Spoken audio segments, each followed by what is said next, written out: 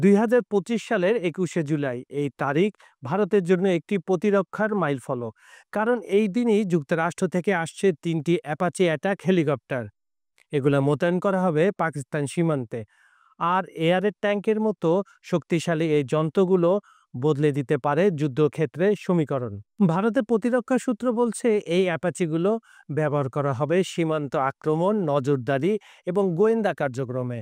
Tank in the year এই নামে পরিচিত H-64E অ্যাপাচি ভারতীয় বিমান বাহিনীর হিন্ডন এয়ারবেসে অবতরণ করবে প্রথমে। এর আগে ২০২৩ সালে টাটা বোয়িং অ্যারোস্পেস থেকে প্রথম অ্যাপাচি পায় ভারতীয় সেনাবাহিনী। এখন সেই স্কোয়াড্রনে আরো শক্তিশালী হচ্ছে। যে কোনো আবহাওয়া, দিন হোক কিংবা রাত, এই হেলিকপ্টার হয়ে উঠবে ভারতের আকাশে এক ভয়ঙ্কর আক্রমণাত্মক অস্ত্র।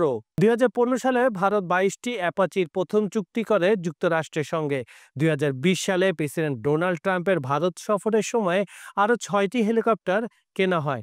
মূলত মে জুনেই আসার কথা ছিল এসব হেলিকপ্টার, কিন্তু সরবরাহ শৃঙ্খলে বিলম্ব তা কিছুটা পিছিয়ে যায়। ভারতের প্রতিরক্ষা ব্যবস্থায় এই সংযোজন নিঃসন্দেহে নতুন মাত্রা যোগ করবে, বিশেষ করে সীমান্তে ক্রমবর্ধমান উত্তেজনার এই সময়টা। অ্যাপাচির গর্জন হয়তো বদলে দেবে অনেক কিছু। আপনি কি মনে করেন এই অ্যাপাচি মোতায়েন দক্ষিণ এশিয়ার ভূ রাজনীতিতে বড় প্রভাব ফেলবে?